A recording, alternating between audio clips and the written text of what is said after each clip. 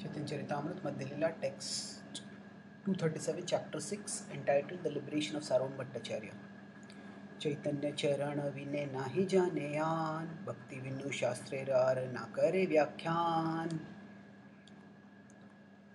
The exalted and devoted one-pointedness of Sarvabhauma is now being described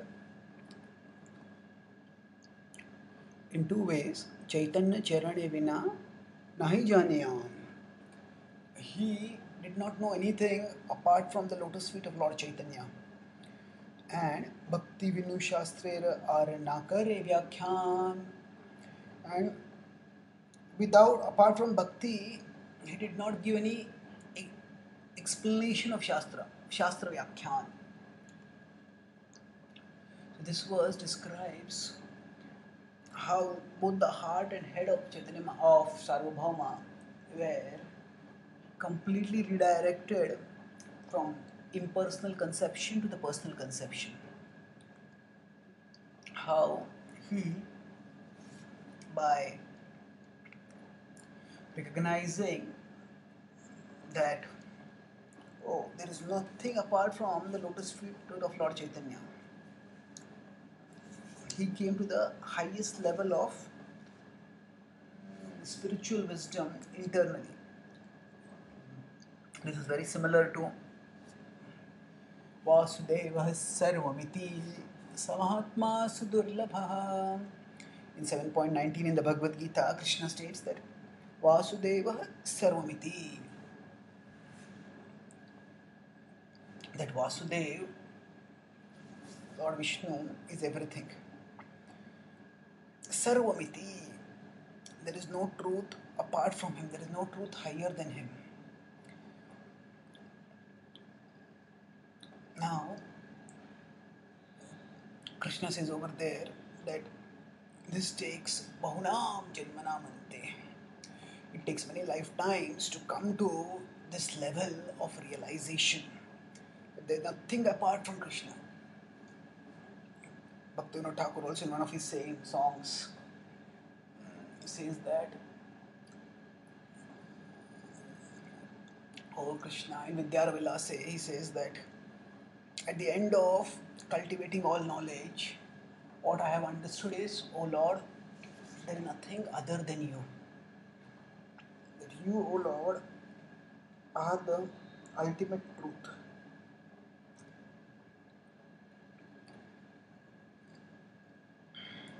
So that same mood is depicted here by Sarvam Bhattacharya, where he did not accept anything other than the lotus feet of Lord Chaitanya.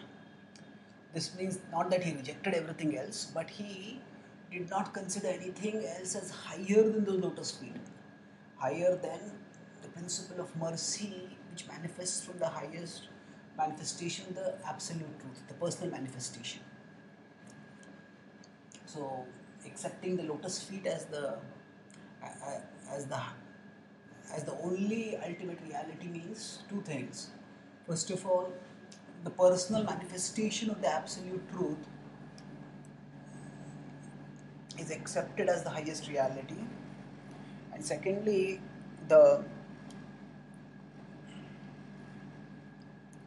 personal and the mercy of the Lord is also recognized as a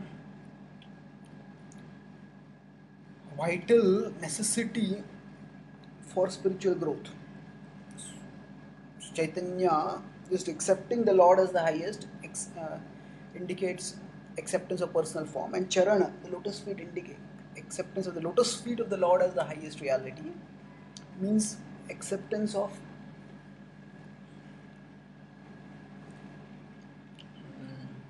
the principle of mercy, because when we bow down to someone, we touch the lotus feet or we hold the lotus feet on the head. That means that we accept that that person is very powerful as compared to that we are utterly powerless, and we need desperately the grace of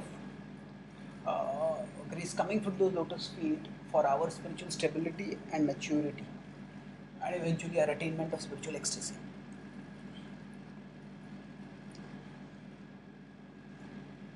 So internally, Sarvabhauma accepted the Lord and His mercy as the highest truths, and accordingly, our he shared that same wisdom with others.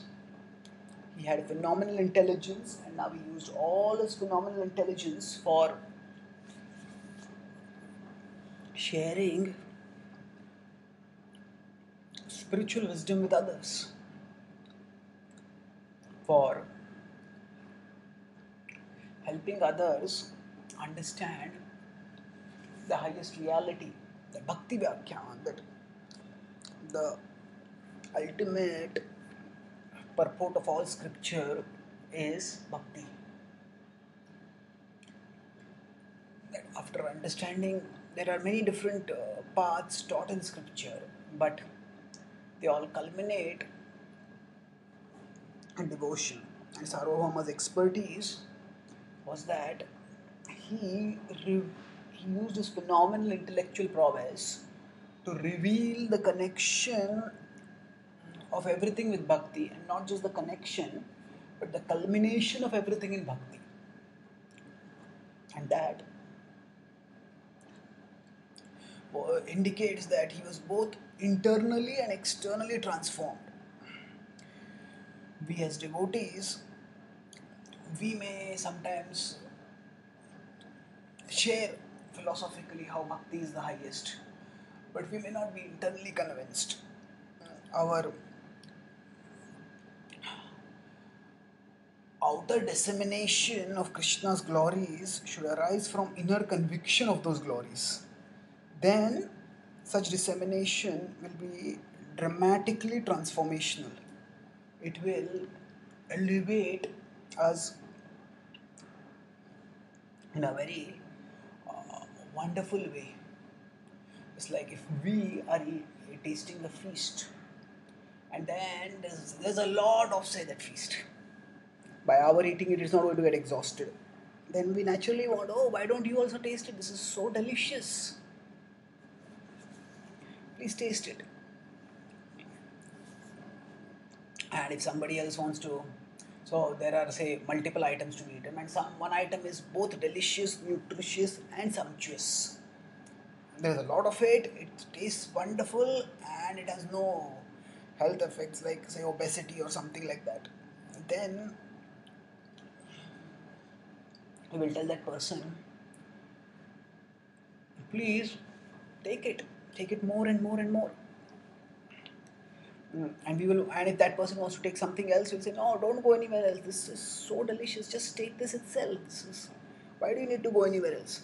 So like that, Sarvabhauma, yes, we could say that if scripture is like a buffet, then there are many items, but there are certain. Bhakti is the most delicious, the most nutritious item. And that's why Sarvabhauma is saying that don't take anything else, just take this. Just focus on bhakti. So in this way,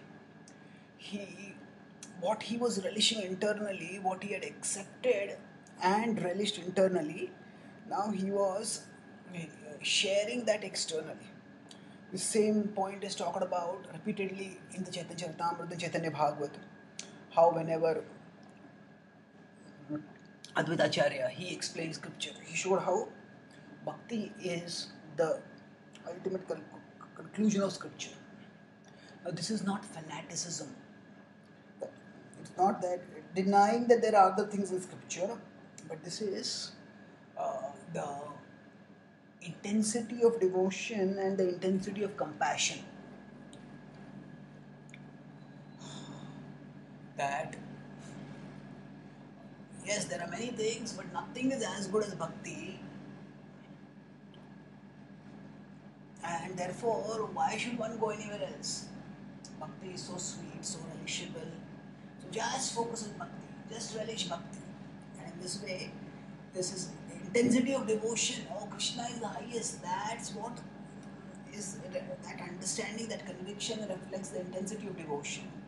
And then the desire to share Krishna with others reflects the intensity of compassion. And that internal and external focus on Krishna and devotion to Krishna is demonstrated through Sarvabhauma's inner absorption and outer propagation of the glories of bhakti. Thank you.